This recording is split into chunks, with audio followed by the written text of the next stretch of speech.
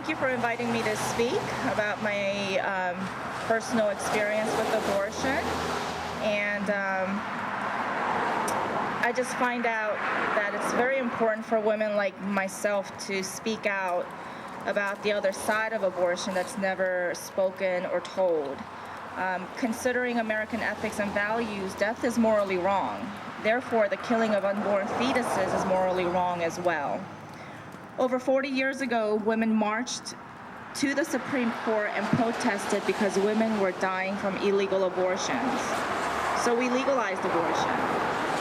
And every year on the anniversary of Roe versus Wade, a different group of women show up in the same place and tell of the trauma of abortion because women are still dying from abortion. And the reality is, whether it's legal or illegal, abortion hurts society, and we must face that fact. And the fact is that 1 out of 3 women have an abortion in America.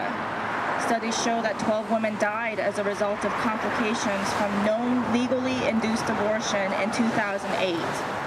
And there has been 403 legal abortion-related deaths in the U.S. since 1973. Studies also show a number of women who have had abortions report chronic episodes of depression, drug use, promiscuity activity, alcohol abuse, and miscarriage, which the risk is higher for those who have had 2 or more abortions.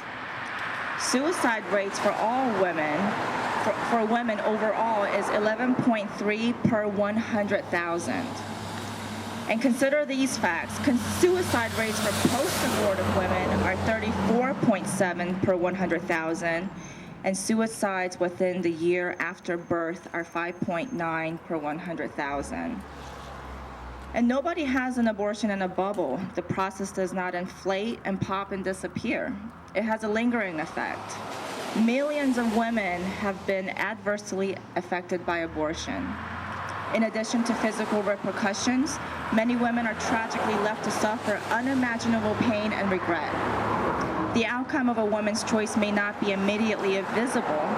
However, weeks, months, and even years later, women will realize the realities that arise in the aftermath of an abortion. When a woman opts to get an abortion, she is not doing so under the banner of women's liberation. Far too often, she is driven to the abortion facility because it appears to be the only choice she has. When there is no other option a woman sees, society is not meeting women's needs. We must be prepared to truly help women facing an unplanned pregnancy to have a viable alternative other than abortion. Legalized abortion has provided society with an excuse not to provide the full range of resources to pregnant women. Society would much rather offer abortion than confront the real issues faced by mothers trying simultaneously advance themselves and care for their children. And society would much rather offer abortion than confront the very real issues faced by mothers trying simultaneously advance themselves and care for their children. Are children really an impediment to economic prosperity and women's professional success? This argument has been disproven by the experience of women since the legalization of abortion. Roe versus Wade did not eliminate poverty. Roe versus Wade did not even the playing field for women in the workplace. These are problems that still persist. Why not try to become the protector of women instead of imposing that there is a war on women when the reality is that a child's life is at stake, and when the reality is a life or death situation for our children? Abortion has had a huge impact on our society, although not the way it was predicted. Abortion has hurt me more than helped me. I lost a gift that God has given me. My baby, although unseen by the world and not any bigger than the size of a pea, left a huge imprint in my life and changed my life forever. And when I walked into this abortion clinic, because I felt that I had no other choice, like I said, it wasn't in a bubble. I, for one, knew exactly what I was doing. I knew that there was a baby that God put in my womb for a plan, And these babies are not the unnecessary ones in our society. They all have a purpose. I went to work right after the procedure that day, I remember. And it was something that I did not think about, try not to think about. But I saw the changes in me and the way it affected me physically, relationally, occupationally, emotionally, and spiritually. I started isolating myself, and the self-hatred was very deep,